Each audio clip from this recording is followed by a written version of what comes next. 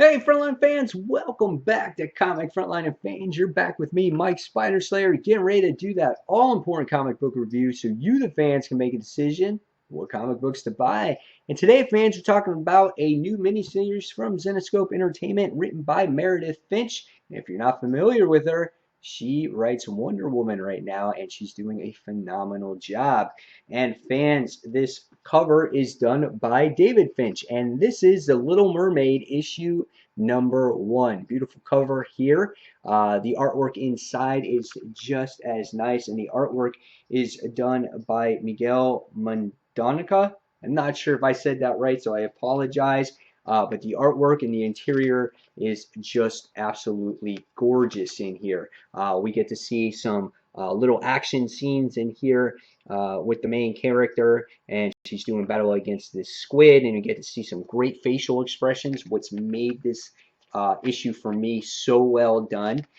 We get to see that here with the Sea Witch. And she is beautiful in this particular issue. And when you get to see her talking with this character, when I go more into the review a little bit later, we can see the facial expressions as she's discussing with her, and anger comes out of her face. That's just creepy. I can see it in an actual like type of horror movie or type of movie where you're on the edge of your seat and you're just talking. It's like, ugh, and she just comes out, and you can see that here with the main character here as well.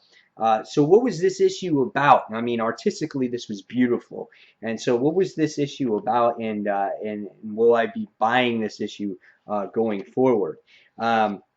First off, the book kicks off 20 years ago based off of this huge yacht, and we get to see that there's this all kinds of this partying going on, and all of a sudden this big storm happens, and we can get to see that our female lead in this book winds up going overboard. And the next thing you wind up seeing is that she's kind of overturned here on this island, and then you get to see this mystery man, and we wind up seeing that you think he's a merman. You know, that's what you're gathering as the reader.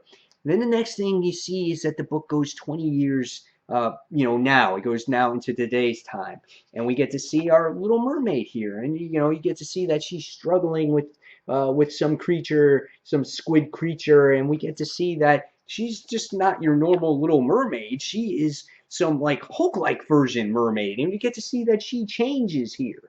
And it's just like, whoa, what is this about her? Like, why does she change and stuff like that? And we wind up finding out that she's being held as a science experiment, and they're doing all these studies around her, and they don't, give her the attention that she needs, and she's not given the proper food and the diet and whatnot. So you get to learn a little bit about our little mermaid here. And then in the second half of the issue, you wind up learning about the mother. Now, the Little Mermaid's her name is Erica.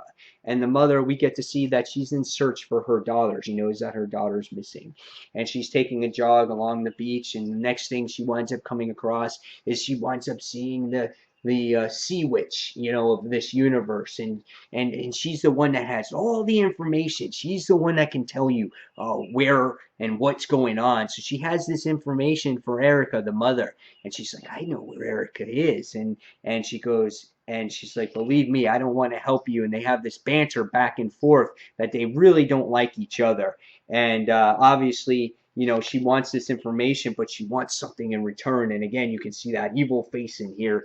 And finally, she winds up giving the information, since she says, you might want to get your prince involved in this whole situation because your daughter is in great trouble. And the page at the end of this was just phenomenal. It just has this horrific ending, and I'm going to show you. So if you don't want to see it, just fast forward it a few seconds, and it's like this, and you can see she's being held here as just like this guinea pig, and you're just like, whoa, man. And it kind of has that Zenescope classic feel to it. That Zenescope has always had that horrificness to it, and then it's to be continued in issue #2, and we get to see that here in the cover there.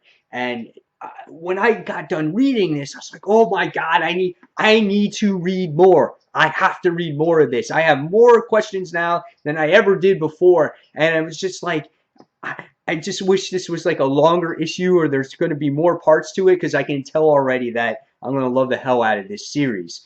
And maybe, hopefully, it goes into an ongoing. I don't know, but I really enjoyed the first part to this series, and it has me really excited. I loved how, the mother, after all these years, is still trying to find her baby, how she hasn't given up on her. And I just love the interactions between the characters and the artistic details that went into this book, and the facial expressions are absolutely beautiful. So I really enjoyed this book. This book has met and exceeded my expectations. And by the time I got done reading this, even though it wasn't my pick of the week, but it was really close, I wound up giving this a 4.75 out of 5 stars. I really enjoyed The Little Mermaid this week from Zenescope Entertainment, written by Meredith Finch. You guys should pick this up and give this a try. This book is $3.99, just to let you know of its price point. So guys, in the comments below, tell me what you thought of Little Mermaid, if you read it, and if you have it, and if you have any other questions, please feel free to leave me the comments below and what you thought, and questions below. And fans, as always, if you want to see any more of my individual reviews, you can check out Comic Book Corner 2.0. You can also check out comicfrontline.com, and then you can also check out comicrelated.com. With all that comic goodness, how can you go wrong? So fans, until the next comic book review, this is Mike Spider Slayer signing off. Thanks for watching, fans. Take care. See you soon. Bye.